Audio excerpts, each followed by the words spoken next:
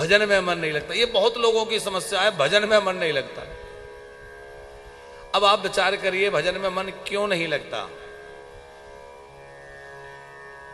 ये मनुष्य जो है, इस मन को अनेक जन्मों के भोगों की आदत पड़ी हुई है। मन मरता नहीं है। जैसे आत्मा अमर है तो आत्मा के साथ साथ मन भी चलता है। शरीर तो बार बार बदलता है, शरीर तो छूट जाता है, लेकिन मन नहीं मरता। अब मन जब मरेगा नहीं तो मन में जो विकार हैं, मन के जो संस्कार हैं, वो साथ चलेंगे। अनेक जन्मों के संस्कार हमारे मन पर, वह चित्त पर प्रभाव डाले हुए हैं। आप देखेंगे कोई बच्चा बहुत छोटी सी अवस्था से ही भजन में लग जाता है। वो अच्छे लोगों में बैठेगा, अच्छी बातें करेगा, पढ़ाई में मन लगेगा, बड़ों का आदर करेगा। उसे अभी सिखाया नहीं है किसी ने, अभी बहुत छोटा है, पर सहज उसकी प्रकृति कुछ अलग है। कोई ऐसा है जिसको सिखा सिखा करके घर वाले लोग थक गए, लेकिन वो ठीक रास्ते पे नहीं आ रहा है, उसके आचार विचार ठीक नहीं है। तो इसके मूल में उसका पूर्व जन्म के चित्त पर पड़े हुए संस्कार हैं कि वह पूर्व जन्म से किस प्रकार से, कहां से आया है। हमारा मन जो है वो मरता नहीं है, और मन पर कई जन्मों के संस्कार हैं, इसलिए मन भोगों की तरफ भागता है, क्योंकि कई जन्मों से इसको भोगों के ही आदत लगी हुई है। अब भोग भोगने की आदत पड़ी है तो वहीं भागेगा। लेकिन जिस दिन इसको भजन की आदत लग जाएगी, जिस दिन मन को भजन का रस लग जाएगा, देखो कारण क्या है, इस मन को अपने जैसा कोई मिला नहीं। इस मन को बहुत सारे लोग मिले, बहुत सारे इसने पात्र बदले। पहले बहुत छोटे थे तो खिलौने अच्छे लगते थे, खिलौने के लिए लालायित रहता था मन। थोड़े और बड़े हुए, दोस्त और मित्र बनने लगे, उनमें मन लगने लगा, पढ़ाई में मन लगने लगा।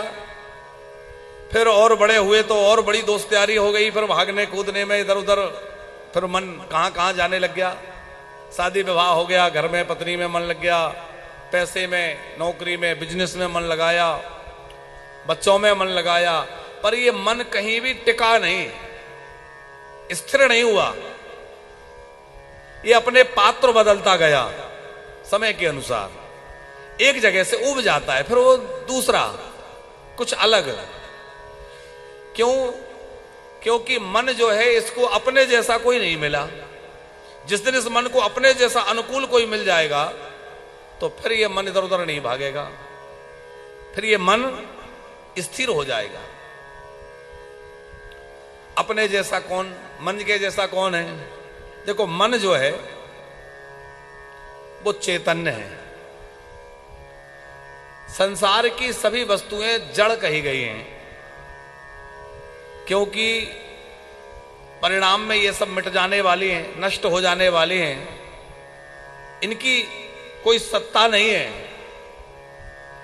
तो जब ये सब वस्तुएं जड़ हैं तो हम चेतन मन को जड़ संसार में लगाएंगे तो वो चेतन और जड़ का मेल नहीं मिलेगा, और जब उनका मेल नहीं बनेगा तो मन वहां बहुत समय तक टिका नहीं रह पाएगा। फिर मन को लगेगा कि कहीं और देखा जाए। मृग मरीचि की तरह ये मन सोचता है यहां सुख नहीं मिला, अब वहां मिलेगा, यहां सुख नहीं है, अब वहां मिलेगा, इसमें सुख नहीं है, अब इसमें मिलेगा। और इसी तरह ये मन भागता भी रहता है और हमें भगाता भी रहता है। श्री कृष्ण गीता में कहते हैं, मनेव मनुष्का नाम कारणम बंध मोक्षयो। हमारा यह मन ही बंधन और मोक्ष का कारण है। यह मन यदि भगवान में लग जाए तो मुक्ति है, यह मन संसार में लग जाए तो बंधन है। हमारा मन बार बार भोगों की ओर, विषयों की ओर, संसार की ओर भागता है, इसको लगता है वहां सुख है। हमें लगता है मकान बन जाएगा तो सुखी हो जाएंगे, कभी लगता है ये मिल जाएगा तो सुखी हो जाएंगे, ये बन जाएगा तो सुखी हो जाएंगे, पर वहां पहुंचने के बाद पता चलता है कि सुख तो यहां भी नहीं है। ये मिल तो गया पर सुख नहीं मिला। ठीक उसी मृग की तरह जैसे आपने देखा होगा ग्रीष्म ऋतु में, गर्मियों के समय में रेतीले स्थान में जहां पानी का अभाव है तो पशु पानी के लिए भागते हैं, प्यास के कारण व्याकुल हैं। मृग आदि देखते हैं कि वहां रेत चमक रही है और चमकती हुई रेत को देखकर लगता है कि वहां पानी है, उस ओर भागते हैं। अब वो वहां तक भाग करके जाएंगे लेकिन वहां पानी नहीं है, क्योंकि वहां रेत सूर्य किरणों से चमक रही थी, वस्तुतः वहां पानी था नहीं। फिर वो आगे देखेंगे तो दूर कहीं रेत चमकती हुई दिखेगी, उन्हें लगेगा कि वहां पानी है। वो पानी वहां है, वहां है, वहां है, ऐसा सोचते सोचते भागता है। और भागते भागते गर्मी का समय, प्यास, तपन से जला हुआ वह पशु, वह मृग आखिर में प्राण त्याग देता है। हम लोगों की भी बिल्कुल वैसी ही स्थिति है। हमें लगता है, इस मन को लगता है कि वहां सुख है, पर लगता है नहीं नहीं यहां नहीं था, वहां सुख है, इतना और होगा तो सुख है। और वो प्राप्त करने के बाद भी सुख कभी नहीं मिला। सुख कब मिलेगा? जब इस मन को कोई अपने जैसा मिल जाएगा। जैसा कि ये मन चेतन है, संसार जड़ है, तो मन को जड़ संसार में न लगाकर, जड़ पदार्थों में न लगा करके मन को चेतन में लगाइए। चेतन कौन है? परमात्मा। चेतन है ईश्वर।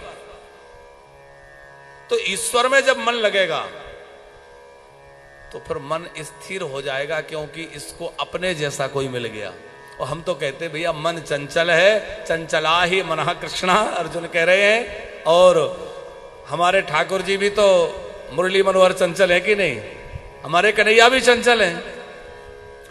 तो मन भी चंचल है और हमारे ठाकुर जी भी चंचल है। तो अपने मन को कन्हैया में लगा दो, पर मन तो कहीं नहीं भागेगा, उसको अपने जैसा मिल गया, वहीं आनंद से रहेगा।